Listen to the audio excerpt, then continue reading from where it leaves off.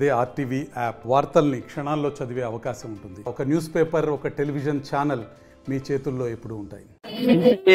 Party మరి శతవార్షికోత్సవాలు, అదేవిధంగా 3 సంవత్సరాలకు ఒకసారి జరిగే మహాసభలు జరుపుకుంటాం. ముఖ్యంగా ఈ మహాసభల షెడ్యూల్ సెప్టెంబరు నెల ఆఖరుతో ముగుస్తాయి. సెప్టెంబరు ఆఖరులో జాతీయ మహాసభ పంజాబ్ రాష్ట్రము చండీగఢ్లో జరుగుతుంది. అదేవిధంగా ఈ రాష్ట్ర మహాసభ ఆగస్టు 23 నుంచి 25 వరకు ఒంగోలులో జరుగుతుంది. అదేవిధంగా జిల్లా మహాసభ కర్నూలులో జరుగుతుంది రేపు నెల ఆఖరులో. ముఖ్యంగా ఈ 3 సంవత్సరాల్లో పార్టీ చేసిన కార్యక్రమాలు, కేంద్ర రాష్ట్ర ప్రభుత్వాలు అనుసరిస్తున్న విధానాలు, వీటన్నిటి కూడా చర్చ చేసి భవిష్యత్తులో ఉన్న మరి కార్యాచరణ రూపొందిస్తాం. ఇది ఈసారి చాలా ప్రాధాన్యత ఉన్న మహాసభలు, ఎందుకంటే శతవార్షికోత్సవాలు కూడా జరుగుతున్నాయి.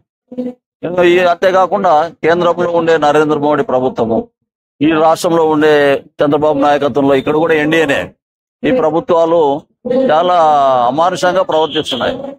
చాలా విషయాలు ప్రజలకు సంబంధం లేని చెప్తారు, ప్రజలకు సంబంధం చేయడం లేదు. ముఖ్యంగా ప్రజలకు అవసరాలు ఏమనంటే మన పంట పొలాలకి నీళ్లు రావాలి, అదేవిధంగా రైతులు పండించిన పంటకి గిట్టుబాటు ధర ఇవ్వాలి. ఇది వాళ్ళు విస్మరిస్తున్నారు. అదేవిధంగా కార్మికులకు సంబంధించి కేంద్రంలో నరేంద్ర మోడీ ప్రభుత్వము మరి కార్మికులకు ఉండిన 40 చట్టాలని 4 కోట్లుగా విభజన చేసి వాళ్ళకంతా కూడా ఆ చట్టాల్లో వాళ్ళు కూడా హక్కులు తీసేస్తున్నారు, పని గంటలు పెంచుతున్నారు. విచిత్రం ఏమంటే ఎన్నో త్యాగాలు చేసి సాధించుకున్న 8 గంటల గంటల్ని ఎక్కువ చేస్తున్నారు ఇప్పుడు. మరి దాన్ని అంతా కూడా ఇన్ఫోసిస్ నారాయణమూర్తి, ఇంకో ఆయన మాలన్మేస్కి వాళ్ళందరూ కూడా పని గంటలు పెంచుతున్నారు. ఇది ఎక్కడ పోతుందో అర్థం కాకుండా, ఇవన్నిటికంటే మరీ ముఖ్యమైనది ఏమంటే ఈ దేశంలో డాక్టర్ బిఆర్ అంబేద్కర్ నాయకత్వాన రచించిన రాజ్యాంగం, కులాతీత మతాతీత సెక్యులర్ స్టేట్ మన లౌకిక రాజ్యం, దీన్ని ఈరోజు మరి ఒక మత రాజ్యంగా మార్చాలని చెప్పి ఒక నియంతృత్వ పోకడల వైపు ఈ ప్రభుత్వం తీసుకుని పోతుంది. దీన్ని మనం భారత కమ్యూనిస్ట్ పార్టీనే కాకుండా ఇతర వామపక్షాలు, ప్రజాస్వామ్యవాదులందరూ కూడా మన లౌకిక వ్యవస్థను కాపాడుకోవాలని చెప్పి ఈ మహాసభలో చర్చ చేస్తున్నాము. కలిసి వచ్చే వాళ్ళందరూ కూడా కలుపుతున్నాం. ముఖ్యంగా మన రాష్ట్రంలో చూస్తున్నాం, మరి అంతకుముందు ఉన్న జగన్మోహన్ రెడ్డి, ఇప్పుడు ఉంటున్న తెలుగుదేశం పార్టీ చంద్రబాబు నాయుడు, ఏం మార్పు లేదు. ఆయన అంతా నష్టం చేసినాడు, అరాజకం చేసినాడు, లిక్కర్ మాఫియా, మద్యం మాఫియా, ఇసుక మాఫియా ఇవన్నీ చేసినారు.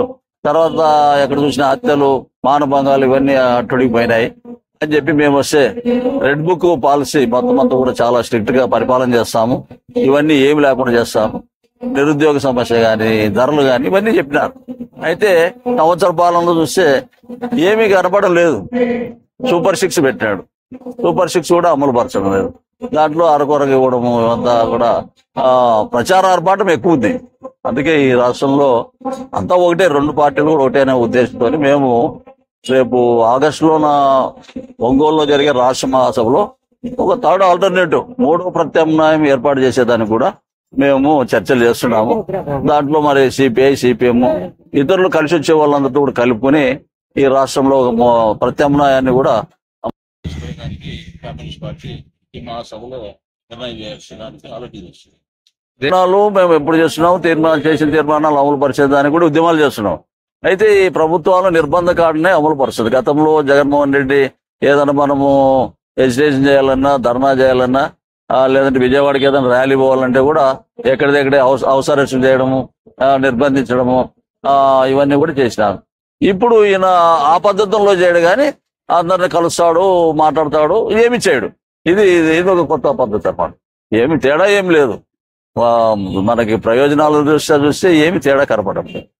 అందుకే కమ్యూనిస్ట్ పార్టీ ఇవన్నీ కూడా ప్రజలకు దృష్టికి తీసుకొచ్చి, అయితే దీంట్లో మనము గమనించాల్సింది అంటే మీడియా.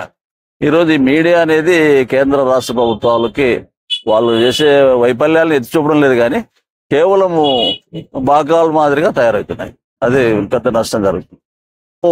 ఎప్పుడు కూడా ఈ విలేకరుల మీద కానీ, న్యూస్ ఛానల్స్ మీద కానీ దాడికి ఎప్పుడు మనం వ్యతిరేకిస్తూ ముందుంటుంది కమ్యూనిస్ట్ పార్టీ. మేము అదే కాకుండా వర్కింగ్ జర్నలిస్ట్ యూనియన్ ఉంది, అది దాని తరఫున మేము అన్ని రకాలుగా ఈ press, print media, electronic media వీళ్ళందరికీ ఎల్లవేళలా సహకారం ఉంటుంది.